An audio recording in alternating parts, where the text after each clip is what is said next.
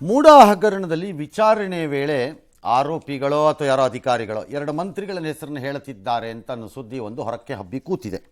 50 ಅವರಿಬ್ಬರು ಪ್ರಭಾವ ಬೀರಿದ್ದಾರೆ dash dash. ಹಾಗಾಗಿ ಅವ್ರು ಇನ್ನಷ್ಟು ತೀವ್ರಗೊಳಿಸ್ತಿದ್ದಾರಂತೆ. ಅದು ಯಾರ ಮಂತ್ರಿಗಳೋ ನಮಗಂತೂ ಗೊತ್ತಿಲ್ಲ. ಒಂದು ವೇಳೆ ಅವರ ಪಾತ್ರ ಇದ್ದರೆ ಅವ್ರನ್ನೂ ಕರೀತಾರೆ, ಅವರು ಹೋಗಿ ವಿವರಣೆಯನ್ನು ಕೊಡಬೇಕು ಅಷ್ಟೇ. ಈ ಮಧ್ಯೆ ಮುಂದಿನ ವಾರವೇ ಮುಖ್ಯಮಂತ್ರಿಗೆ ಇಡಿ ನೋಟಿಸ್ ಬರಬಹುದು ಎಂಬ ಇನ್ನೊಂದು ಸುದ್ದಿ ಓಡಾಡುತ್ತಿದೆ. Again we have no confirmation ಇಡಿಯಿಂದನೋ ಮತ್ತೊಂದು ಕಡೆಯಿಂದನೋ ಹೌದು ಮುಂದಿನ ವಾರ ಕೊಟ್ಬಿಡ್ತೀವಿ ನಾವು ಅಂತ ನಮಗೇನು ಗೊತ್ತಿಲ್ಲ. ಲಾಜಿಕಲಿ ಹಂಗಾಗತ್ತೆ ಅಂತ ಕೆಲವರು ಬಿಟ್ಟಿರ್ಬೇಕು ಈ ಸುದ್ದಿನ ಮೋಸ್ಟ್ಲಿ. ಬಟ್ ಆಗ್ಬೋದು, ಯಾಕೆಂದರೆ A3 A4 ಕೊಡ್ತಾರೆ ಇಡಿನವರು ಅಂದರೆ A1 A2ಗೆ ಕೊಡದೆ ಸುಮ್ಮನೆ ಇರ್ತಾರೆ ಅಂತ ನಾನೇನು ಅನ್ಕೋತಾ ಇಲ್ಲ. ಹಾಗಾಗಿ ಪಾಸಿಬಲ್, ಕ್ವಶನ್ ಆಫ್ ಟೈಮಿಂಗ್ ಅಷ್ಟೇ, ಅದು ಯಾವಾಗ ಅಂತ ಗೊತ್ತಿಲ್ಲ. ಕೊಳ್ಳೆ ಹೊಡಿತಿದ್ರು ಮುಖ್ಯಮಂತ್ರಿಗಳನ್ನ ಮುಟ್ಟಬಾರ್ದಾ ಯಾರುವೆ ಕುಮಾರಸ್ವಾಮಿ ಅಂತ ಕೇಳ್ತಾರೆ. ಕುಮಾರಸ್ವಾಮಿ ಅವರು ಕೇಳ್ತಾರೆ. 50 ಕೋಟಿ ಆಮಿಷದ ಆರೋಪ ಮಾಡಿದ್ದಕ್ಕೆ ಅವರು ಅದನ್ನು SIT ಕೊಡಿ ಅಂತಂದಿದ್ದಾರೆ. CM ಹೇಳಿಕೆನ ರಾಜೀನಾಮೆ ರಮೇಶ್ ಬಡ್ಡಿಸಿದ್ದೇಗೌಡರು ಸಮರ್ಥನೆ ಮಾಡಿದ್ದಾರೆ. ದಟ್ಸ್ ಓಕೆ, ಅವ್ರು ಸಮರ್ಥನೆ ಮಾಡಿದೆ. ಅವ್ರು ಇನ್ನೇನು ಮಾಡೋಕ್ಕಾಗತ್ತೆ ಅವ್ರ ಕೈಯಲ್ಲಿ. ಈಗ ಅವ್ರು ಪಾರ್ಟಿಲಿದ್ದಾಗ ಇನ್ನು CM ರಾಜೀನಾಮೆ ಕೊಡೋದು ಗ್ಯಾರಂಟಿಪ್ಪ ಅಂತ ವಿಜಯೇಂದ್ರ ಅವರು ಡಿಸೈಡ್ ಮಾಡಿಬಿಟ್ಟಿದ್ದಾರೆ. ಲೂಟಿ ಆದ್ರೂ ಪರವಾಗಿಲ್ಲ, ಏನು ಬೇಕಾದರೂ ಮಾಡಿ, ನಿಮ್ಮನ್ನು ಮುಟ್ಟಬಾರ್ದಾ? ಈ ರೀತಿಯ ಹೇಳಿಕೆ ಬಫೂನ್ಗಳು ಕೊಡ್ತಕ್ಕಂಥ ಹೇಳಿಕೆ ಆಗಬಾರ್ದು. ಇವತ್ತು 50 ಕೋಟಿ ಅಂತಕ್ಕಂಥ ನಿಖರವಾಗಿ 50 ಜನರಿಗೆ ಅಂತಕ್ಕಂಥ ನಿಖರವಾಗಿ ಹೇಳ್ತಾ ಇದ್ದಾರೆ. ಸರ್ಕಾರ ಅವ್ರ ಕೈನಲ್ಲಿದೆ. ಇದು ಒಂದು SIT ರಚನೆ ಮಾಡಕ್ಕೆ ಹೇಳಿ, ತನಿಖೆ ಮಾಡಕ್ಕೆ ಹೇಳಿ. ಅತಂತ್ರ ಈ ಬಿಜೆಪಿಯವರು ಹೇಳೋರಲ್ಲ, JDSನವ್ರು ಹೇಳೋರೆ ಚುನಾವಣೆ ಆದ್ಮೇಲೆ ಕಾಂಗ್ರೆಸ್ ಸರ್ಕಾರ ಇರುವುದಿಲ್ಲ ಅಂತ. ನಾವು ನಮ್ಮ ನಾಯಕರಾದಂಥ ಸಿದ್ದರಾಮಯ್ಯ ಸಾಹೇಬ್ರು ಹೇಳೋರು. ಸಿದ್ದರಾಮಯ್ಯವರು ರಾಜೀನಾಮೆ ಕೊಡ್ತಕ್ಕಂಥದ್ದು ನಿಶ್ಚಿತ, ಅದರಲ್ಲೇನು ವ್ಯತ್ಯಾಸ ಇಲ್ಲ. ಏನೇ ಇರ್ತಕ್ಕಂಥದ್ದು ಯಾವತ್ತು ರಾಜೀನಾಮೆ ಕೊಡ್ತಾರೆ ಮತ್ತೆ ಯಾರು ಮುಖ್ಯಮಂತ್ರಿ ಆಗಿ ಬರ್ತಾರೆ ಅನ್ನತಕ್ಕಂಥದ್ದು ಪ್ರಶ್ನೆ. ಯಾರೋ ಒಬ್ರು ಬರ್ತಾರೆ, ಯಾರೋ ಒಬ್ರು ಇರ್ತಾರೆ, ಅಷ್ಟು ಮಾತ್ರ ನಿಜ. ಎಸ್, ಗ್ಯಾರಂಟಿಗಳ ಭಾರದಿಂದ ಸಿದ್ದರಾಮಯ್ಯ ಸರ್ಕಾರ ಈಗಾಗಲೇ ಬಳಲಿ ಬೆಂಡಾಗಿದೆ. ಇದೀಗ ಶಕ್ತಿ ಯೋಜನೆಯಡಿ ಪುರುಷರಿಗೂ ಕೂಡ ಉಚಿತ ಬಸ್ ಪ್ರಯಾಣ ಸೌಲಭ್ಯ ಕಲ್ಪಿಸುವ ಸುಳಿವನ್ನ DCM DK ಶಿವಕುಮಾರ್ ಅವರು ಕೊಟ್ಟಿದ್ದಾರೆ. ನಿನ್ನೆ ಮಕ್ಕಳ ದಿನಾಚರಣೆ ಪ್ರಯುಕ್ತ ಸಂವಾದದಲ್ಲಿ ಭಾಗಿಯಾದರು. ವಿದ್ಯಾರ್ಥಿಯೊಬ್ಬ ಕೇಳಿದ ಪ್ರಶ್ನೆಗೆ ವಯೋಮಿತಿ ನಿಗದಿ ಮಾಡಿ ಗಂಡು ಮಕ್ಕಳಿಗೂ ಉಚಿತ ಬಸ್ ಪ್ರಯಾಣದ ಸೌಲಭ್ಯ ಕಲ್ಪಿಸುವ ಬಗ್ಗೆ ಸರ್ಕಾರದ ಮಟ್ಟದಲ್ಲಿ ಚರ್ಚೆ ನಡೆಸಿ ತೀರ್ಮಾನ ತಗೋತೀವಿ ಅಂತ ಭರವಸೆ ಕೊಟ್ಟರು. ಈ ವಿಡಿಯೋ ಈಗ ಭಾರಿ ಚರ್ಚೆಗೆ ಗ್ರಾಸವಾಗಿದೆ. ಸಾರಿಗೆ ಮಂತ್ರಿಗಳು ಮಾತ್ರ ತನಗೆ ಈ ಬಗ್ಗೆ ಮಾಹಿತಿ ಇಲ್ಲ ಅಂತ ಹೇಳಿದ್ದಾರೆ. 5 ಗ್ಯಾರಂಟಿ ಯೋಜನೆಗಳನ್ನು ನೀಡಿದ್ದೀರಾ, ಆದರೆ ಬಸ್ ಫ್ರೀ ಇದೆ, ನಮ್ಮ ಅದರಲ್ಲಿ ಓಡಾಡ್ತಾರೆ. ತಿಂಗಳಿಗೆ 2,000 ರೂಪಾಯಿ ಖರ್ಚಿಗೆ ಕೊಡ್ತೀರಾ. ಎಲ್ಲನ ದೂರ ಹೋಗುವಾಗ ನನಗೆ ಮಾತ್ರ ಕರ್ಕೊಂಡು ಹೋಗಲ್ಲ, ನಮ್ಮ ಅಕ್ಕ ತಂಗಿರಿಗೆ.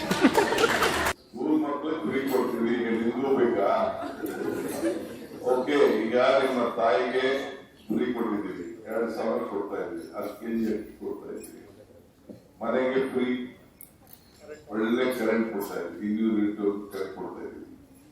ಈಗ ನೀವು ಪ್ರಶ್ನೆ ಕೇಳಿದ್ಯಾ, ಇದು ನಮ್ಮ ಸರ್ಕಾರದಲ್ಲಿ ನಮ್ಮ ಮಕ್ಕಳಿಗೆ ಕೇಳಿದಾರೆ ಇವತ್ತು ಅಂತೇಳಿ ಇದ್ರ ಬಗ್ಗೆ ಚರ್ಚೆ ಮಾಡಿ ಒಂದು ಏನ್ವರೆಗೂ ಏನಾದ್ರು ಯೋಚನೆ ಮಾಡಿ. ನನಗೆ ಮಾಹಿತಿ ಇಲ್ಲ, ಕೊಟ್ಟರೆ ತಪ್ಪೇನೇ ಇಲ್ಲ. ಆದರೆ ನಮ್ಮಲ್ಲಿ ಹಣಕಾಸು ಲಭ್ಯತೆ ನೋಡ್ಕೊಂಡು ನಾವು ಮಾಡಬೇಕಾಗತ್ತೆ. ಹೆಣ್ಮಕ್ಳಿಗಂತೂ ಇಲ್ಲ, ನನಗದು ಸೀರಿಯಸ್ ಪ್ರಪೋಸಲ್ ಥರ ಕಾಣಿಸ್ತಿಲ್ಲ. DCM ಹೇಳ್ತಿರೋದು. DCMನ ಒಂದು ಮಗು ಅಲ್ಲೊಂದು ಪ್ರಶ್ನೆ ಕೇಳಿದೆ. ಆ ಲೈವ್ಲಿ ಭಾಳ ಮಗು ಜೊತೆ ಮಾತಾಡೋವಾಗ ಅವ್ರು ಭಾಳ ಲಿಬರಲ್ ಆಗಿ ಆ ಮಗುಗೆ ಏನಾದ್ರು ಒಂದು ಸಮಾಧಾನ ಮಾಡಬೇಕಲ್ಲಿ, ಉತ್ತರ ಕೊಡಬೇಕು ಅವರು, ಇಲ್ಲಾಂದ್ರೆ ಚೆನ್ನಾಗಿರಲ್ಲ. ಅದಕ್ಕೆ ಆ ಮಗುಗೆ ಹಾಗೆ ಉತ್ತರ ಕೊಟ್ಟಿದ್ದಾರೆ ಅಂತ ನಾನು ಪರಿಭಾವಿಸ್ತೀನಿ.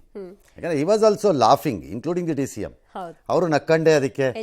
ಅಂದರೆ ಆ ಮಗು ಕೇಳಿದಾಗ maybe was taken aback, but he has enjoyed that question. ಅದು ಆ ಥರದ ಉತ್ತರ ಅಂತ ಅನ್ಕೋತೀನಿ. ಭಾಳ ಸೀರಿಯಸ್ ಪಾಲಿಸಿಟಿಷಿಯನ್ ಇದ್ದಂಗೆ ಕಾಣಿಸ್ತಿಲ್ಲ. ಕೊಡಕ್ಕೆ ಶಕ್ತಿ ಇದ್ರೆ ಕೊಟ್ಕೋಬೋದು, ಯಾರು ಬೇಡ ಅಂದಿರೋರು ಯಾರು ನಿಮ್ಮನ್ನ. All right. ಎಸ್, ವಿಧಾನಸೌಧದಲ್ಲಿರುವ CM ಕೊಠಡಿ ನವೀಕರಣ ಈಗೊಂದು ವಿವಾದ. ಕೊಠಡಿ ಸಂಖ್ಯೆ 323 2 ಕೋಟಿ ವೆಚ್ಚ ಅಥವಾ 2.5 ಕೋಟಿ ವೆಚ್ಚದಲ್ಲಿ ಏನೋ ಐಷಾರಾಮಿ ಟಚ್ ಕೊಡ್ತಿದ್ದಾರಂತೆ. ಅದೇನೋ ದೀಪ, ಬಾತ್ರೂಮು, ನೆಲಹಾಸು, ಟೈಲೋ ಪೈಲೋ ಎಂತೆಂಥದ್ದೋ, ಗೋಡೆಗೆಲ್ಲ ಏನೋ ಕಾರ್ಪೊರೇಟ್ ಶೈಲಿ ಅಂತೆ, ಮರದ ಮೇಕೋವರ್ ಅಂತೆ, ಡ್ಯಾಶ್ ಡ್ಯಾಶ್ ಎಲ್ಲ ಹಾಕ್ತಿದ್ದಾರೆ. ಈ ಮುಖ್ಯಮಂತ್ರಿಗಳ ಕಚೇರಿ ಹೇಳೋದು ಇದು ವಾಸ್ತು ಪೀಸ್ತು ಎಲ್ಲ ಏನಿಲ್ಲಪ್ಪ, ಮಳೆ ನೀರಿನ ಸೋರಿಕೆಯಿಂದ ಆಗೋಗ್ಬಿಟ್ಟಿದೆ, ಹಂಗಾಗಿ ನವೀಕರಿಸ್ತಾ ಇದ್ದೀವಿ ಅಂತ ಹೇಳಿದ್ದಾರೆ CM ಕಚೇರಿನಲ್ಲಿ. ವಿಧಾನಸೌಧ ಸೋರಿಕೆ ಆಗ್ತಿದೆಯಾ ಸರ್? ಗೊತ್ತಿಲ್ಲ. That's A news actually. ಯಾಕಂದರೆ ವಿಧಾನಸೌಧ ಸೋರಿಕೆ ಆಗ್ತಿದೆ ಅಂತಂದರೆ ಅದರಲ್ಲಿ CM ಕೊಠಡಿ ಏರಿಯಾ ಸೋರಿಕೆ ಆಗ್ತಿದೆಯಾ, ನಂಬರ್ 1. ನಂಬರ್ 2, ಸೋರಿಕೆ ಆಗ್ತಿದ್ರೆ ಸೋರಿಕೆಯನ್ನು ತಡೆಯಲು ಏನು ಮಾಡಿದ್ದೀರಿ ಅಂತ ನೋಡಬೇಕು. ಹೌದು.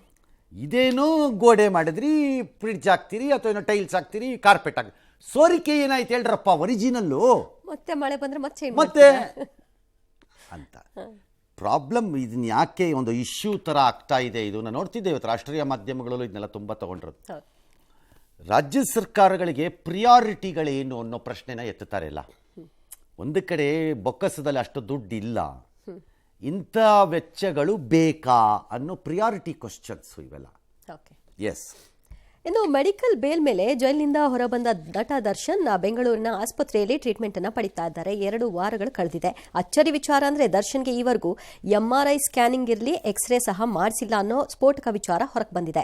ವಿಮ್ಸ್ ಆಸ್ಪತ್ರೆಯಲ್ಲಿ ನೀಡಲಾಗಿದ್ದಂತಹ MRI ಸ್ಕ್ಯಾನಿಂಗ್ ರಿಪೋರ್ಟ್ನೇ ಆಧರಿಸಿ ವೈದ್ಯರು ಅವರಿಗೆ ಸಾಂಪ್ರದಾಯಿಕ ಚಿಕಿತ್ಸೆಯನ್ನು ಕೊಡ್ತಾ ಇದ್ದಾರೆ.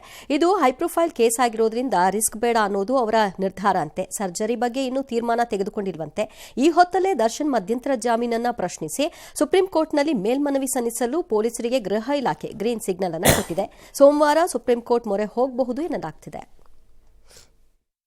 ರೇಣುಕಾಸ್ವಾಮಿ ಕೊಲೆ ಪ್ರಕರಣಕ್ಕೆ ಸಂಬಂಧಪಟ್ಟ ಹಾಗೆ ಪ್ರಮುಖ ಆರೋಪಿಗೆ ಇಂಟರಿಂ ಬೇಲ್ ಕೊಡಲಾಗಿತ್ತು. ಅದಕ್ಕೆ ಸಂಬಂಧಪಟ್ಟ ಹಾಗೆ ಸರ್ವೋಚ್ಚ ನ್ಯಾಯಾಲಯದಲ್ಲಿ ಅಪೀಲನ್ನು ಸಲ್ಲಿಸಲಿಕ್ಕೆ ಸರ್ಕಾರದಿಂದ ಅನುಮತಿ ಸಿಕ್ಕಿದೆ. ಅದರ ಅಪೀಲನ್ನು ನಾವು ಎಲ್ಲ ಕ್ರಮಗಳನ್ನು ಅನುಸರಿಸಿ ಸರ್ವೋಚ್ಚ ನ್ಯಾಯಾಲಯದಲ್ಲಿ ಫೈಲ್ ಮಾಡಲಿದ್ದೇವೆ. All right. ಸರ್ವೋಚ್ಚ ನ್ಯಾಯಾಲಯದಲ್ಲಿ ಮೇಲ್ಮನವಿಯನ್ನು ಸಲ್ಲಿಸಲಿಕ್ಕೆ ಇದಿದೆ, ಕಾನೂನಲ್ಲಿ ಅವಕಾಶ ಇದೆ. ಹಂಗಾಗಿ ಅವರು ಅದನ್ನು ಮಾಡ್ಬೋದು, ಮಾಡಬಾರ್ದು ಅಂತ ನಾನು ಹೇಳ್ತಾ ಇಲ್ಲ. ವಿಮ್ಸ್ ರಿಪೋರ್ಟ್ನೇ ಆಧರಿಸಿ MRI ಎಕ್ಸ್ರೇ ಏನು ಮಾಡ್ತಿಲ್ಲ ಈ ಹಾಸ್ಪಿಟಲ್. ಸಾಮಾನ್ಯವಾಗಿ ಆಸ್ಪತ್ರೆಗಳಲ್ಲಿ ಬೇರೆ ಅವರು ಮಾಡ್ಕೊಳ್ತಾರಲ್ವ ಸರ್? ಗೊತ್ತಿಲ್ಲ, ಅದು ಆ ಡಾಕ್ಟರ್ಗಳು ತೆಗೆದುಕೊಳ್ಬೇಕು ಆ ತೀರ್ಮಾನ. ನಾನು ನೀವಲ್ಲ ಆ ತೀರ್ಮಾನ ಮಾಡಬೇಕಾಗಿರೋದು.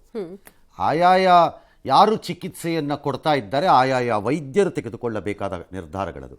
ಆ ವಿಮ್ಸಿನ MRI ಇದು ಎಕ್ಸ್ರೇನ ಪಕ್ಕಕ್ಕಿಟ್ಬಿಟ್ಟು ನೀವು ಯಾಕೆ ಮಾಡಿಲ್ಲ ಅಂತ ಕೇಳಕ್ಕೆ ನಾನು ಡಾಕ್ಟರ್ ಅಲ್ಲ. ಆ ರಿಕ್ವೈರ್ಮೆಂಟ್ ನೋಡ್ಕೊಂಡು ಅವ್ರು ಮಾಡ್ತಾರೆ. ಅಲ್ಲಿ ಬಂದಿರೋ MRI ಎಕ್ಸ್ರೇ ಈ ಡಾಕ್ಟ್ರಿಗೆ ಸರಿ ಇದೆ ಅಂತ ಅನ್ಸಿರ್ಬೋದೇನೋ, ನನಗೇನು ಗೊತ್ತದು. That's a different issue. ಇನ್ನು ಮೇಲ್ಮನವಿಗೆ ಹೋದಾಗ ಕೆಲವು ಕಡೆ ನೋಡ್ತಿದ್ದೆ ಸಂಕಷ್ಟ ಫಿಕ್ಸ್ ಅಂತ. ಹಾಗಲ್ಲ, ಸಂಕಷ್ಟ ಫಿಕ್ಸು ನಾಟ್ ಫಿಕ್ಸು ಅನ್ನೋದೆಲ್ಲ ಸುಪ್ರೀಂ ಕೋರ್ಟ್ ತೀರ್ಮಾನ ಮಾಡಬೇಕು ಅಗೈನ್, ಅಲ್ಲಿ ಏನಾಗುತ್ತೆ ಅಂತ. ಬಟ್ ಒಂದು ಹೇಳ್ತೀನಿ, ಯಾವ ಉದ್ದೇಶಕ್ಕೆಂದು ಜಾಮೀನನ್ನು ಯಾವುದೇ ಪ್ರಕರಣದಲ್ಲಿ ಯಾರೇ ಆಗಲಿ ಪಡ್ಕೋತಾರೋ ಆ ಉದ್ದೇಶ ಸಾಫಲ್ಯ ಆಗ್ತಿಲ್ಲ ಅನ್ನೋ ಅನುಮಾನವನ್ನು ಸೃಷ್ಟಿ ಮಾಡುವ ನಡಾವಳಿಗಳು, ಪ್ರಕ್ರಿಯೆಗಳು ಇವೆಲ್ಲ ನಡೆದರೆ ಅಂತಹ ಜಾಮೀನುಗಳಿಗೆ ಕುತ್ತು ಬರುತ್ತೆ ಒಂದೊಂದು ಸರ್ತಿ. ನಾನು ಈ ಪ್ರಕರಣ ಕೇಳಿಲ್ಲ. ಹಾಂ, ಹಾಗಾಗಿ ಫಾರ್ ಎಟರ್ನಲಿ 6 ವಾರ ಅವ್ರು ತಗೊಂಡಾಗ ಯಾವುದೇ ಚಿಕಿತ್ಸೆ ಇಲ್ಲದೆ ನಾನು ಹೀಗೆ ಕಾಲ ಕಳೀಬಹುದು ಅಂತ ಆಲೋಚನೆ ಏನಾರಾದರೆ ಅದಾಗಲಿಕ್ಕಿಲ್ಲ ಅನ್ಸತ್ತೆ ನನಗೆ. ಹಾಂ, ಅದಾಗಲಿಕ್ಕಿಲ್ಲ. Somewhere they have to decide mode of treatment ಏನು ಅನ್ನೋದಕ್ಕೆ ಬರಲೇಬೇಕು ಅವರು. ಅದು ಇವತ್ತೋ ನಾಳೆನೋ 15 ದಿನನೋ 18 ದಿನನೋ ಇರ್ಬೋದು, ಪ್ರಶ್ನೆ ಬೇರೆ. ಬಟ್ ಬರಬೇಕಾಗತ್ತೆ. ನೋಡೋಣ ಅದೇನಾಗತ್ತೆ ಅಂತ. All right.